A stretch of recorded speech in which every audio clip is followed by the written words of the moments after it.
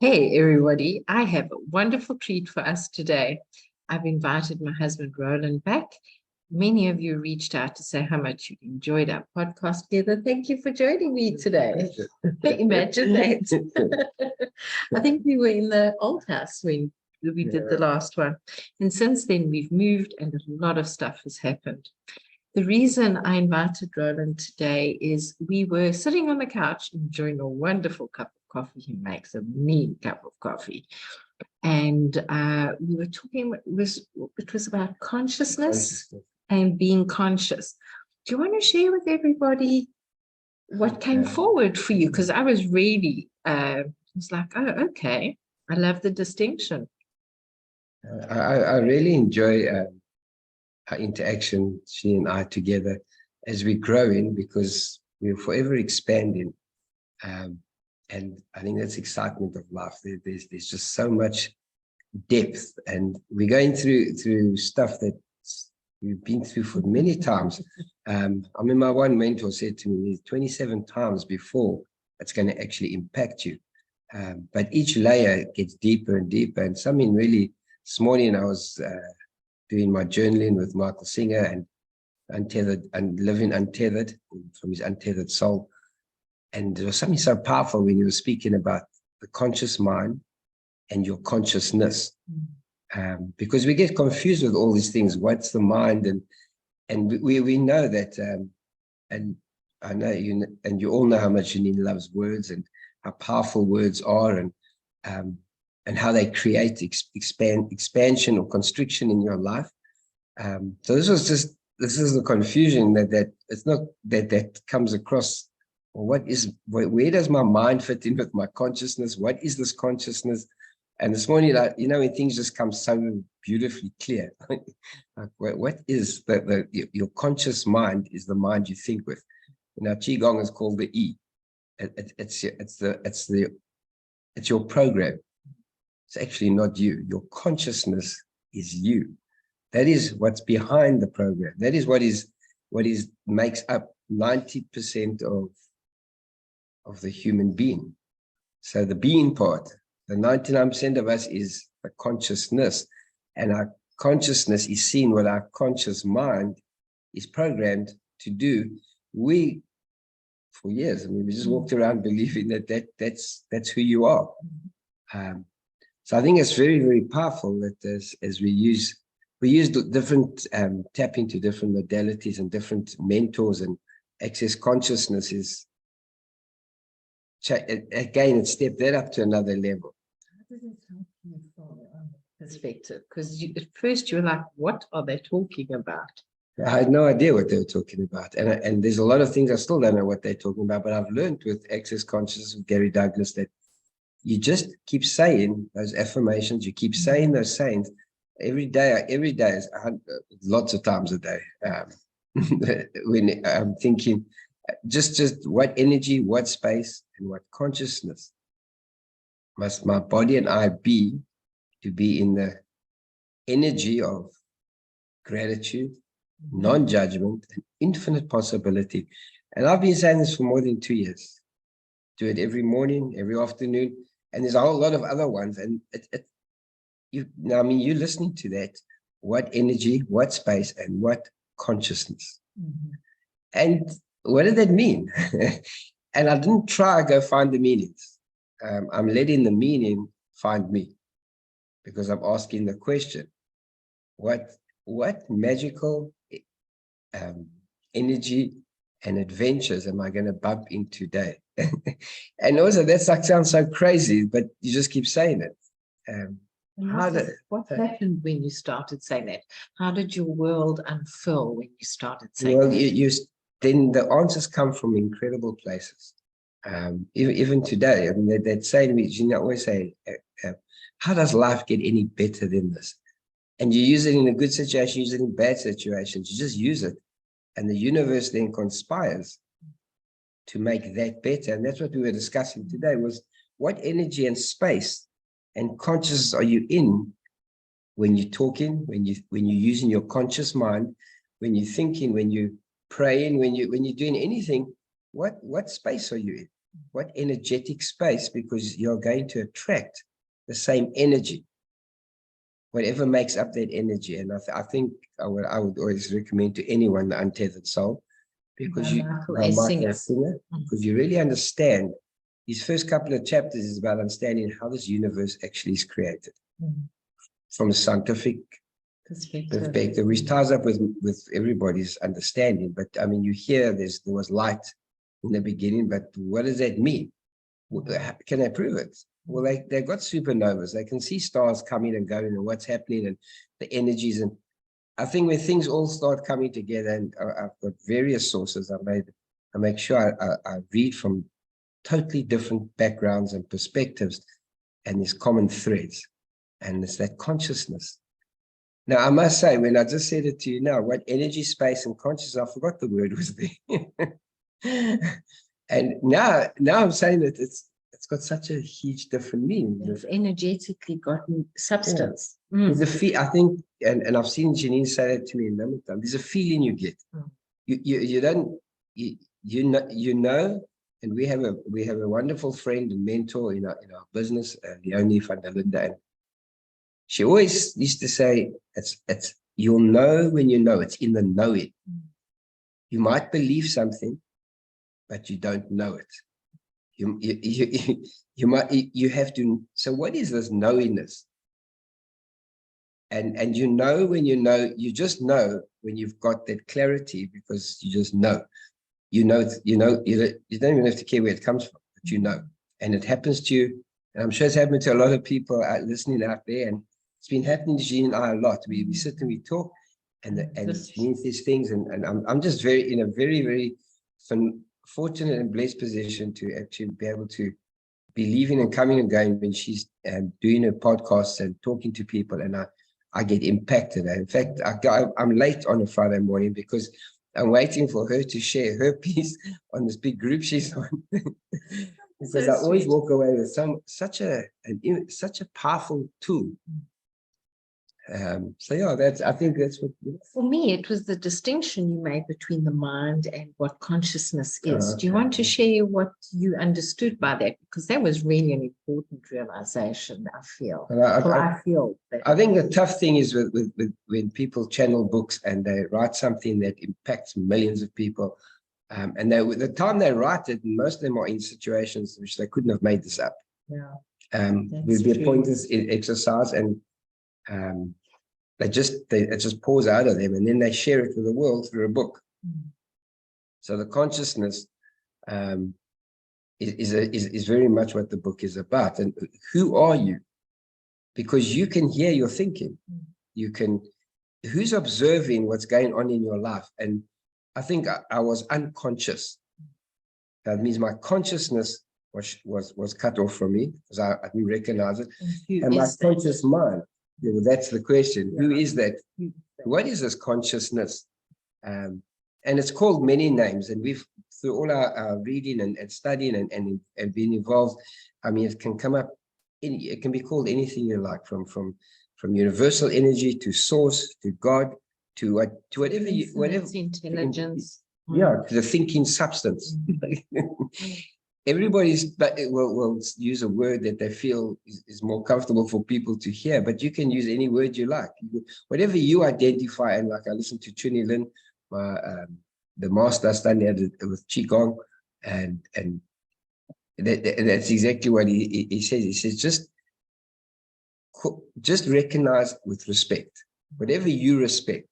And that's what I loved about this morning, is reading the chapters out of Singer's, the beginning chapters again. I mean, I've read this about third time now, but to be in awe of this incredible universe, of the power of the universe, of the whole, going right down to that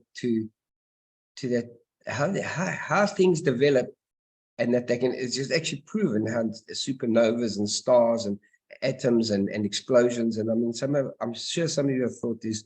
Yes, that we've heard of it. Here's a good example. There's atomic bomb. Why is it so powerful? Becoming explosive. Expensive.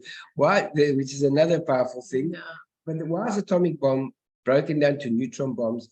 Give that some thought. Splitting the atom, why is that so powerful? And that answer to that is going to put you in a state of expansiveness. And I think we've learned now that everything we do is in the energy of love, peace, joy, expansion, gratitude, appreciation, knowledge, power, freedom. Those vibrations are from frequencies so high that it impacts our dog all the time. It's so sweet when we're doing our qigong. Do you want to share how his response? When I do the healing on Janine at night or in the morning when we do it together outside at sunrise with the birds and early and the grass and it's just beautiful. The dog just has to be involved. He's just different. He has to come and sit in the middle of us. And as the energy flows, he joins in with the chanting. He's so sweet. And when the energy really comes in, he like lies down. He can't stay standing. It's like it's too much for him. He's so sweet. So it's got to be there in the middle. So I think, I mean, we were working out what are we going to share, because we are sharing so much here. And I've learned to let the flow, and this flow is very powerful because it's and I think if I can, this is the explanation of how our relationship has developed is through this allowing, through our consciousness, consciously wanting to connect and have a deep relationship, and then move, and it gets moved into your being, who you are, but it's connected through electromagnetic energy, which is your thoughts, which I know is a hard concept for, well, it's definitely tough for me to do. See, well, how can a thought be energy? It's a wavelength, it's a frequency. There's something vibrating. It's energy. So every single, right down to the electrons, protons, but even smaller, the quarks and the bosons, all those tiny things that fly around create electromagnetic fields, and the field starts uniting. And this has changed every aspect of our life, just to the point of even with dealing with the nutrition, dealing with is the electromagnetic energy that connects with the body. I mean, I take stuff called colloidal silver. Some of you might have heard it. You buy it at the pharmacy. It's an electrical charged silver particle in a colloid. That's what they call it, in a solution, neutral solution. And it always works. There's antibacterials, antivirals, anti-everything, and it does this and it does that. And it always thought, well, how does it know which bacteria is good and bad? Because our body's full of bacteria, full of viruses. We live with that. That's what makes us up. That's what makes us up and makes the human race. Fighting the stuff is ridiculous. So I know it's old labeling, and then it was only this morning, suddenly it just came to me clearly. If every little thing has got electric field around it, when you ingest that, because it's totally non-toxic, when you take you drink a little bit of the silver, or you put in your eye, you put in your ear, wherever you've got an infection or just remember, we're not in any way prescribing. It's on the bottle. It's not a medicine. And there is some science behind it, but nobody's pinpointed. And then it clicked for me, exactly like we're talking about, is that it creates a field of energy. That field enhances the body's function, and it can function much better. And that's what's happening now with we are functioning in our consciousness, which is in harmony, because you're in harmony with yourself, so that then when your partner or anyone you want to connect with, the connection is much deeper because it's a non-verbal connection. I really have always asked that question because I've never been able to experience or get a proper definition of what love is from anyone. I don't care how many loves the Greeks have got, and how many loves the Spanish have got, and how many explanations there are in English, and they all seem like just they're talking about something. How do you know, we've all experienced it. You fall in love, you try to explain it. I think my one mentor said it beautifully. When he fell in love with his wife, even the chair she sat on was beautiful. Everything around him. And that's how it has happening as we connect as we're raising our energy and becoming very conscious. We're using our conscious mind to be conscious of our consciousness. So you're becoming very aware, and you block things that mess up that frequency and that alignment with yourself and the whole universe. So we live in an environment that I said to you the other day, everything around here is just perfect. Because we allow it Because to be we perfect. allow it and we choose to see the perfect of it. But I can tell you what, when you step on the grass and it's dark and you didn't see the dorings, and it goes right through your foot, the big thorn. We have big thorns, we have little thorns. Little thorns I've got used to because I run barefoot. But the big ones, thorns, they go straight, go straight through your they're very pointed. It's still an incredible lesson. And I mean, the other day I go and run with the web of my foot. But because I'm used to barefoot, I didn't go deep in. It goes enough in to be sore for the whole day. My foot moved, and I just was so grateful that I have the ability to pull it out, and that my body can heal itself. I just felt, instead of getting you're empowered. You're empowered by it. It was just very exciting. So we all started with conscious and consciousness. When you're aware of who you are inside, and Michael Singer always says, who are you? Who's hearing this? Who's behind all that? Who's sitting inside you? Who really are you? And I think that's been, well, you're now conscious there's something inside you deeper than you, bigger than you. And that your consciousness sits in there, and that you can call your soul and your spirit, or you can call it whatever you like, but it's you. It's your being that is living in a human. So basically, we need to be conscious of consciousness so that we can take that and move forward in an energetically expansive way rather than an expensive way. Yeah, I love that. That's beautiful. Because that's beautiful, because that costs you if you're not conscious of your consciousness. Yeah. The journey to find your consciousness through your conscious mind.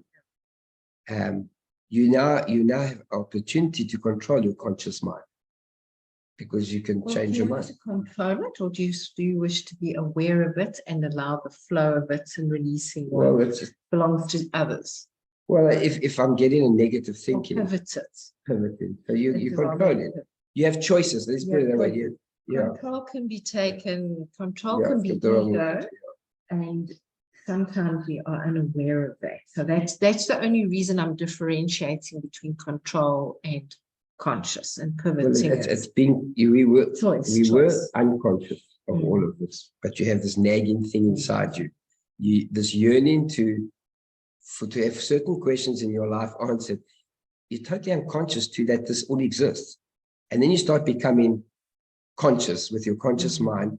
But then you have to make conscious decisions to read different things, to allow different information in. And then you start discovering there's actually a consciousness deep inside. That was my journey. Deep inside you, this incredible consciousness that it's just an amazing feeling. So feeling. It's just incredible to know how much control you are of your life in a world that is completely seems to be spinning out of control. It's not.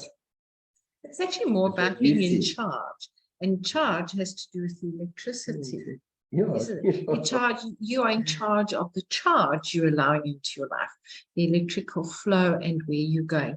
The last toughest thing is that you either can have a great relationship or bad, or a good relationship, bad or good, depending on how you would like. And it's the same relationship. Yeah. So everybody has a perspective, and this is now allowing you to understand and allowing you to actually have the knowingness and living in a perspective you've chosen, irrespective of how your life is panning out. But the irony is that your life goes where your energy flows, and your life changes as you become aware of that consciousness deep inside you, that who you really are, and that you can direct your destiny. I mean, that's the most powerful thing. And I'm directing myself straight to my bicycle now. People, thank you so much for joining us, babe. Thank you so much for joining us and for sharing. Have a great day. And remember, if you've got any questions, if you're on Spotify, there is a place underneath that you can ask your questions. Otherwise, come and find me on social media and we can share more consciousness with you. Have a great day. Or running or swimming. Bye-bye. Oh, that was brilliant. Oh, we're not finished yet.